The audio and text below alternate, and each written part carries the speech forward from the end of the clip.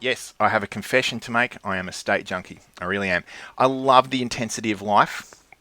Even when it rocks me sideways, even when it stresses me, I'm conscious that a part of me gets off on the various states that I access during the day.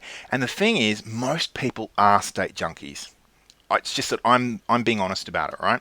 We all get a certain amount of juice, a certain amount of pleasure or gain from the variation of emotional and mental states that we experience during the day, regardless of whether it's total motivation or it's overwhelming stress, right?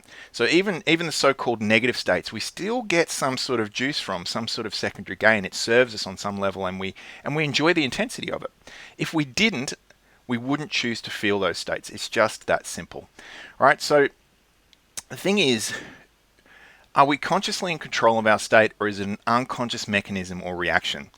Like, is it something that we just find ourselves in, or is it something that we choose to be in, or is it something that we call forward and activate within ourselves consciously, right?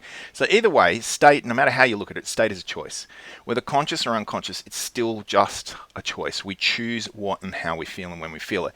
And that's totally fine, right? Unless, of course, the state you find that you land in holds you back and hinders you rather than propelling you forward in, say, business and your creativity in life. I've been working very closely for a while now with senior executives from a number of financial institutions and major corporations from all over Australia. I've been working for about nearly 5 years now in the field of adaptive leadership and emotional intelligence facilitation, doing one-on-one and group coaching. And a question that I often ask my groups, and we're talking nearly 500 over the last 5 years, so I've asked this question of a lot of people, right?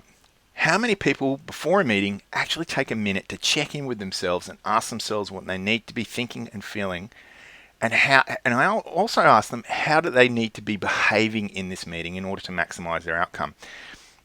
And I'm always curious as to how many people actually take themselves aside for a minute to get clear on these very specifics, so that they can access what they need before going into the meeting. And do you know what? It's generally somewhere in the vicinity of about 1 in 20 people will say, "Oh yes, I do that regularly."